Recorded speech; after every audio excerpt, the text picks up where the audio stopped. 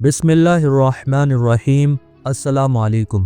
दोस्तों सोचिए ज़रा, अगर कोई आपसे पूछे अल्लाह कहाँ है, दिखता क्यों नहीं, या फिर कोई पढ़ा लिखा नॉन मुस्लिम भाई हल्की सी मुस्कुराहट के साथ कहे कि अगर अल्लाह है तो साइंस से साबित करो। अक्सर यहीं हम अटक जाते हैं। दिल के अंदर यकीन होता है लेकिन ज़ुबान पर अल्फाज नहीं आते, और फिर हमें लगता है शायद साइंस और दीन एक दूसरे के ख़िलाफ़ है। लेकिन आज की ये वीडियो सिर्फ यकीन बढ़ाने के लिए नहीं है, ये वीडियो जवाब देने के लिए है। अकली जवाब, साइंटिफिक जवाब, और ऐसे जवाब जो सुनने वाले को सोचने पर मजबूर कर दें। आज हम उन सच्चाइयों पर बात करेंगे जो कुरान ने 1400 साल पहले बता दी थी, जब ना माइक्रोस्कोप था जो छोटी से छोटी चीज़ देख सके, ना टेलीस्कोप था जो स्पेस और गैलेक्सीज को एक्सप्लोर कर सके, ना नासा था जो स्पेस, मून और तमाम चीज़ों पर रिसर्च कर सके, ना लेबोरेटरी थी जहां एक्सपेरिमेंट हो सके। और आज साइंस उन्हीं बातों पर पहुंचकर कहती है, यस, ये बात आखिर कहां से मुमकिन थी, और हज़ारों साल पहले ये बात कुरान में किसने लिखी। पॉइंट नंबर 1, हर चीज़ का आगाज़ बिग बैंग और कुरान। दोस्तों साइंस कहती है एक वक्त था जब कुछ भी नहीं था, ना टाइम था, ना स्पेस था, ना मैटर था। फिर अचानक एक ज़बरदस्त शुरुआत हुई जिसे आज हम बिग बैंग कहते हैं, और उसके बाद कायनात फैलती चली गई। अब कुरान सुनो। कुरान में सूरह अल अंबिया में अल्लाह ताला ने फरमाया, क्या काफिर लोग नहीं देखते कि आसमान और ज़मीन एक जुड़े हुए थे, फिर हमने उन्हें अलग कर दिया। सोचिए, जब दुनिया को ये भी नहीं पता था कि यूनिवर्स का कोई बिगिनिंग होता है, कुरान कह रहा था ये सब पहले एक थे। ना एरिस्टोटल ने ये कहा, ना न्यूटन जानता था, ना आइंस्टाइन के दौर में ये बात क्लियर थी। अब सवाल सिर्फ एक है, मोहम्मद सल्लल्लाहु अलैहि वसल्लम को ये इल्म मिला कहाँ से? जवाब सिर्फ एक हो सकता है, उस ज़ात से जो खुद इस कायनात का क्रिएटर है। पॉइंट नंबर 2, यूनिवर्स अभी भी फैल रहा है। दोस्तों साइंस मानता है यूनिवर्स रुका हुआ नहीं है, गैलेक्सीज एक दूसरे से दूर जा रही हैं, एक्सपेंशन अभी भी चल रहा है। कुरान क्या कहता है? कुरान में सूरह अद-दारियात में अल्लाह ताला ने फरमाया, और हमने आसमान को कुदरत के साथ बनाया, और बेशक हम ही उसे फैला रहे हैं। और से सुनिएगा, कुरान ये नहीं कहता हमने फैला दिया, बल्कि ये कहता है कि हम फैला रहे हैं। Continuous process, ongoing action. Science ने ये बात 20 सेंचुरी में डिस्कवर की, जबकि कुरान ने 7 सेंचुरी में बता दी। ये कोइंसिडेंस नहीं हो सकता, ये वही बता सकता है जो फ्यूचर जानता हो। पॉइंट नंबर 3, माँ के पेट के 3 अंधेरों का राज। दोस्तों आज मेडिकल साइंस कहती है बच्चा माँ के पेट में मल्टीपल लेयर्स ऑफ डार्कनेस में होता है। पहला एब्डोमिनल वॉल, दूसरा यूटेरस वॉल, और तीसरा एमनियोटिक सेक। दोस्तों कुरान के अल्फाज देखिए।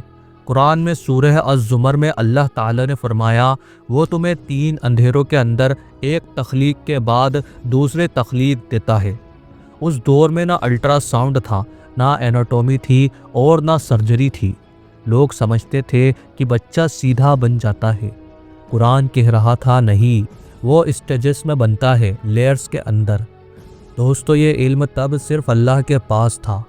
पॉइंट नंबर 4, हर जिंदा चीज़ पानी से है। साइंस का यूनिवर्सल रूल है, नो वाटर मतलब नो लाइफ। इसीलिए आज मार्स पर भी साइंस पानी ढूंढ रही है। कुरान की आयतों को सुनो। कुरान में सूरह अल अंबिया में अल्लाह ताला ने फरमाया, और हमने हर जिंदा चीज़ को पानी से बनाया। ये लाइन सिंपल लगती है, लेकिन पूरी बायोलॉजी इस पर खड़ी है। पॉइंट नंबर 5, गहरा समुंदर और मुकम्मल अंधेरा। अब आइए एक ऐसी जगह पर जहां इंसान आज भी खौफ महसूस करता है, डीप ओशन। साइंस कहती है समुंदर की गहराइयों में 1000 मीटर के बाद बिल्कुल अंधेरा होता है। वहां सूरज की रोशनी नहीं पहुंचती, ऊपर लहरें, बीच में पानी की लेयर्स, और नीचे घुप अंधेरा। अब आते हैं कुरान की तरफ। कुरान क्या कहता है सुनिए।